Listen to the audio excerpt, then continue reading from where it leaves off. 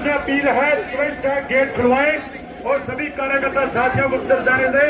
हमने डीसी को ज्ञापन दिया है, जाम को, डीसी साहब को जाम खुलवाए, गेट खोल के यहाँ ही ज्ञापन दें।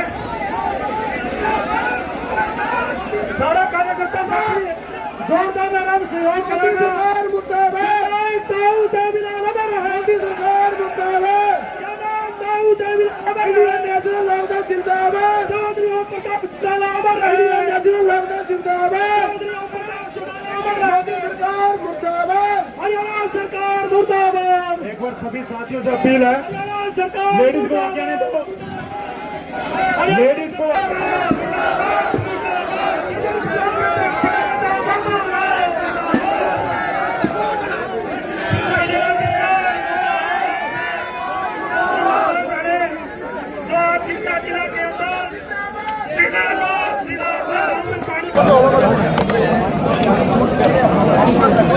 चेचक न्यूज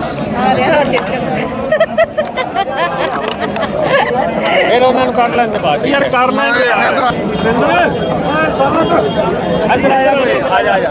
दे दो फिर आवाज मार विकास कर ली बैठ के? हाँ कर ली। ये बोले कुछ नहीं कहते, बाद दसांगे। कल दसांगे। आई बोल नहीं कोई आज आज तो सुख शांति कोई गल नहीं।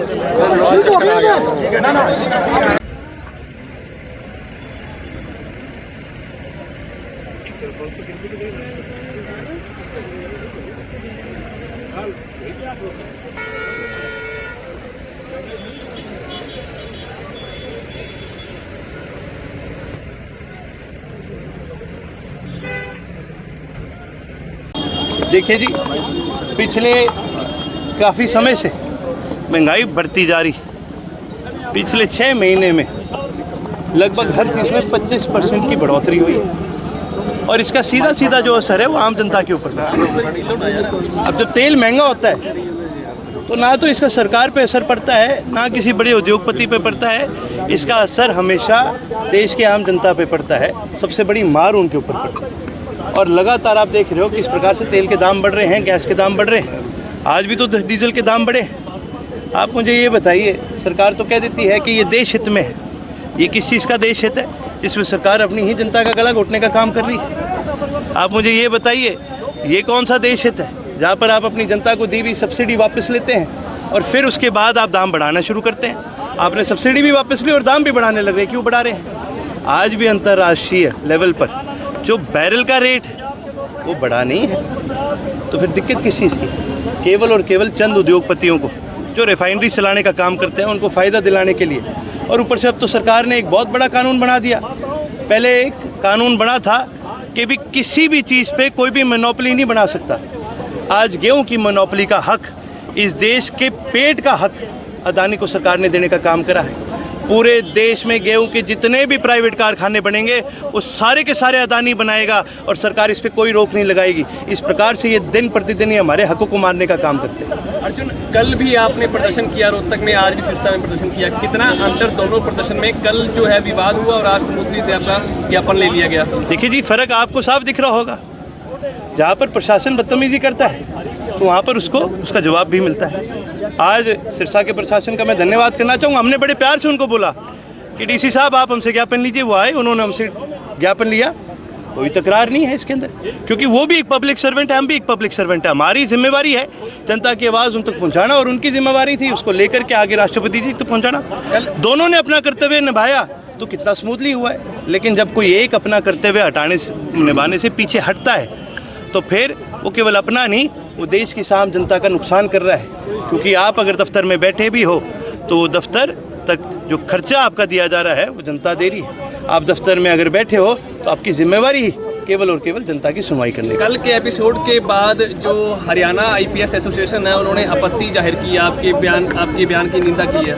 देखिए जी, जितनी चाहे मेरी निंदा चाहे वो कर सकते हैं। मैं तो एक ही बात पूछूंगा, जब भाई पूर्ण सिंह जी की आत्महत्या हुई थी तब कहाँ थी एसोसिएशन?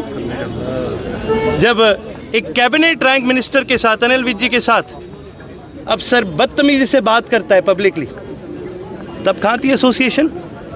मैं आपके माध्यम से एसोसिएशन को एक चीज़ कहूँगा, आपने मेरी निंदा करनी आप कीजिए, लेकिन आप अपने ऑफिसर्स को प्रोटोकॉल कैसे फॉलो किया जाता है ये भी सिखाने का काम कीजिए।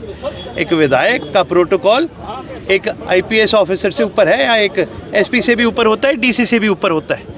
दोनों का दायित्व बनता था कि जब मैं वहाँ पहुँचा हूँ उनको आकर के मेरे से ज्ञापन लेना चाहिए था, लेकिन उसके बदले ये सरकार का पक्ष रखने का काम करते हैं, बदतमीजी से बात करने की कोशिश करते हैं। तो देखिए जी, मैं एक पहली बार बहुत क्लियरली कह देता हूँ, हम जननायक चौधरी देवीलाल के सिपाही हैं, मैं चौधरी ओम प्रकाश चौटाला जी का पोता हूँ, चौधरी अभय सिंह जी का बेटा हूँ।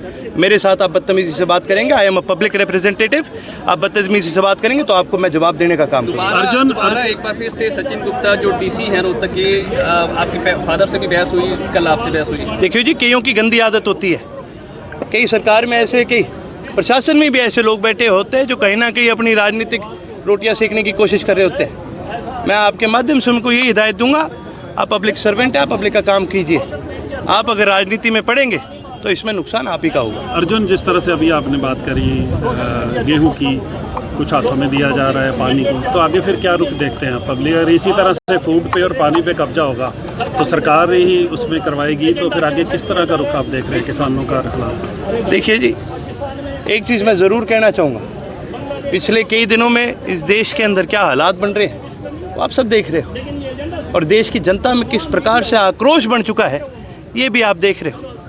देखिए जी, आप कुछ समय तक लोगों को दबा सकते हो, अपनी मनमर्जी कर सकते हो, आप हमेशा अपनी मनमर्जी नहीं कर सकते। इस देश ने पहली बार क्रांति नहीं देखी है, देश ने लगातार क्रांतियाँ देखी है। अंग्रेज़ों के खिलाफ क्रांति देखी, इमरजेंसी के दौरान क्रांति देखी, उसके बाद पोस्ट पंजाब टेररिज्म के अंदर भारत के अंदर क्रांति देखी।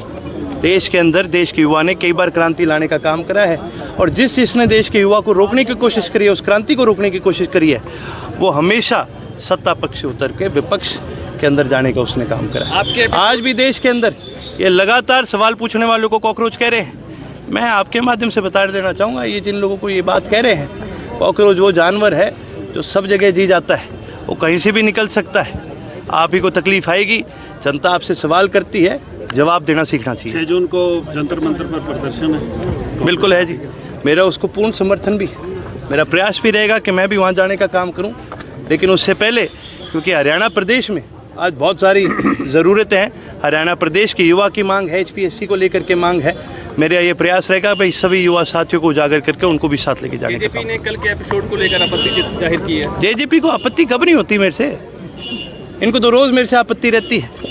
यदि मैं एक चीज़ कहूँगा, ये आपत्ति ना करते ना, अपना काम ढंग से कर लेते, तो शायद इनका भी कोई एक आधा विधायक कोई काम ही कर लेता, लेकिन ये आपत्ति वाले लोग हैं, इनको कोई काम से मतलब नहीं।